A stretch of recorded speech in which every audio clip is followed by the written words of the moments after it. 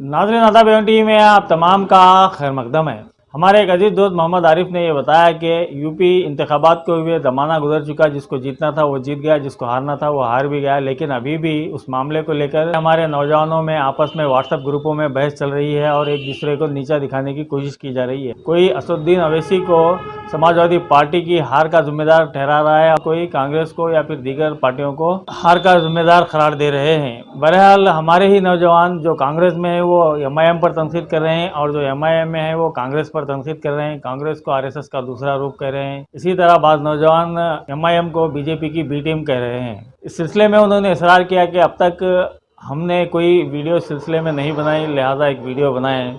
तो इसरार पर आज की हम ये वीडियो आपके सामने पेश कर रहे हैं कि हमने भी उत्तर प्रदेश इंतखाबात का करीब से जायज़ा लिया। उसके बाद हमें ऐसा महसूस हुआ कि ये मामला उत्तर प्रदेश के मुसलमानों का, वहाँ के अवाम का था। इस पर कर्नाटक के लोगों को या फिर रायचूर के लोगों को या फिर आसपास के लोगों को राय अपनी पेश करना गैर ज़रूरी है, इसलिए कि वहाँ के जो हालात थे, वहाँ पर जो कुछ भी हुआ था उससे काफ़ी मुसलमान बीजेपी से काफ़ी बदजन थे। उन्होंने मुत्तहिद होकर समाजवादी पार्टी को वोट दिया और बाद ऐसे हल्काजात भी हैं जहां पर दीगर पार्टियों ने कुछ वोट हासिल किया और उतने ही डिफरेंस है या उससे कुछ ज़्यादा डिफरेंस है या उससे कुछ कम डिफरेंस से समाजवादी पार्टी के उम्मीदवार हारे हैं। ये बात अपनी जगह बिल्कुल सही है, लेकिन आप इलेक्शन की टैक्टिक्स को समझिए और इंतखाबात में जो हालात पेश आते हैं उसको भी आप बखूबी समझ सकते हैं। ये कि आप जहाँ कहीं भी रहते हो, चाहे रायचूर में रहते हो या कहीं और, वहाँ पर भी इंतखाबात होते हैं। वहाँ पर भी सेकुलर कायदीन भी ठहरते हैं, मुस्लिम कायदीन भी ठहरते हैं और फ़िरका परस्त कायदीन भी इंतखाबात में हिस्सा लेते हैं। ऐसे में आप महसूस करते होंगे कि बाज़ कायदीन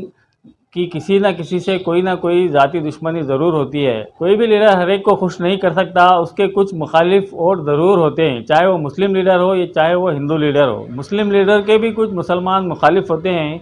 ऐसे लोग अगर ओवैसी की पार्टी को वोट डालें या बीएसपी को वोट डालें या किसी और पार्टी को वोट डालें तो उसमें ताज्जुब की बात क्या है। आप हमारे शहर रायचूर ही की मिसाल लीजिए कि कुछ मुसलमान यहाँ के मुस्लिम खाई से सख्त नाराज़ और सख्त नाला नज़र आते हैं। उनकी उनसे ज़ाती वजूहात की बिना पर भी उनसे उनकी ठनी हुई रहती है। कई लोग ऐसे भी हैं जो ये कहते हैं कि हमें मुस्लिम क़यादत की वजह से नुकसान हुआ है। अगर आप उनको ये कहें कि सारी गलतियों को माफ़ करके अपने सारे नुकसानात को बर्दाश्त करके उन्हीं ही वोट दीजिए, तो दिल बड़ा कर वोट देने वाले कम अफराद होते हैं। ज़्यादातर अफराद उनके खिलाफ ही वोट डालेंगे। वो बीजेपी को नहीं दे सकते तो जाहिर है किसी और पार्टी को देंगे। अब उसको ये कहना है कि वो पार्टी वाले ने उनके वोट काटे हैं, ये बिल्कुल गलत है और सरासर गलत बात हमें नज़र आती है। जहाँ तक रही बात बी टीम की, तो लोग ये कह रहे हैं कि एमआईएम दरअसल बीजेपी की बी टीम है, लेकिन हम नहीं मानते कि एमआईएम बीजेपी की बी टीम होगी। हम तो ये समझते हैं कि हर पार्टी में बीजेपी की बी टीम मौजूद है, चाहे वो कांग्रेस हो, बीएसपी हो या फिर समाजवादी पार्टी हो या फिर कोई और पार्टी हो, उसमें बीजेपी की बी टीम मौजूद है। ऐसे अफराद, ऐसे कायदीन जो अपनी पार्टी से गद्दारी करते हैं और जो सेकुलरिज्म से गद्दारी करते हैं और जो मुसलमानों से गद्दारी करते हैं, वही दरअसल बीजेपी की बी टीम है।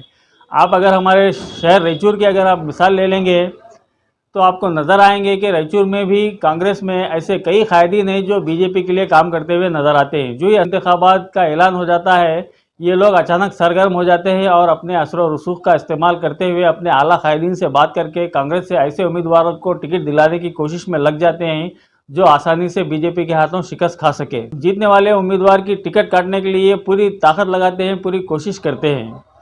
दरअसल यही लोग बीजेपी की बी टीम है। उसके बाद जिस उम्मीदवार को ये लोग टिकट दिलाते हैं उसी के खिलाफ काम करते हुए बीजेपी को वोट दिलवाते हैं।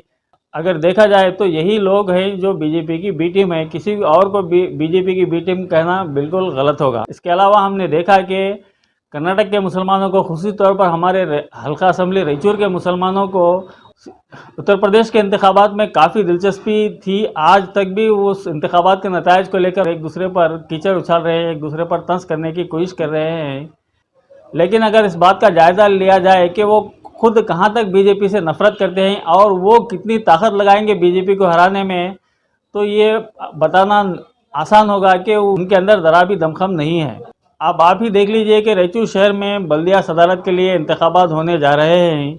एक तरफ बीजेपी अपने उम्मीदवार को जिताना चाहती है जो कि कटगोल इंजीनिया की अहलिया ललिता हैं। दूसरी तरफ एक अक़लियती उम्मीदवार मैदान में हैं, जे साजिद समीर। अब ये बताया जा रहा है कि कुछ इंडिपेंडेंट अराकीन बल्दिया बीजेपी के पाले में जा सकते हैं। लेकिन अगर हम गौर से देखें तो ये इंडिपेंडेंट जनता दल और कांग्रेस के जो अराकीन बल्दियाँ हैं और कुछ बीजेपी के ऐसे अराकीन बल्दियाँ हैं, उनको मुसलमानों ने दिल खोलकर वोट दिया था और मुसलमानों ही ने उन्हें जिताया था।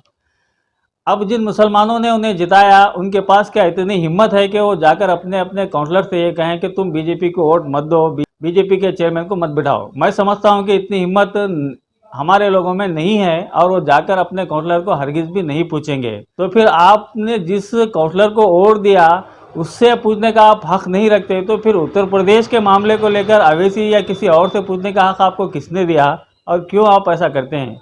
वहाँ के मुसलमान किसको वोट दिए किसको नहीं, इस बारे में तो आप तबसरे करते हैं, लेकिन आपने जिसको वोट दिया जिसको आप पूछ नहीं सकते, तो फिर दूसरों पर उंगली उठाना कहाँ तक दुरुस्त हो सकता है?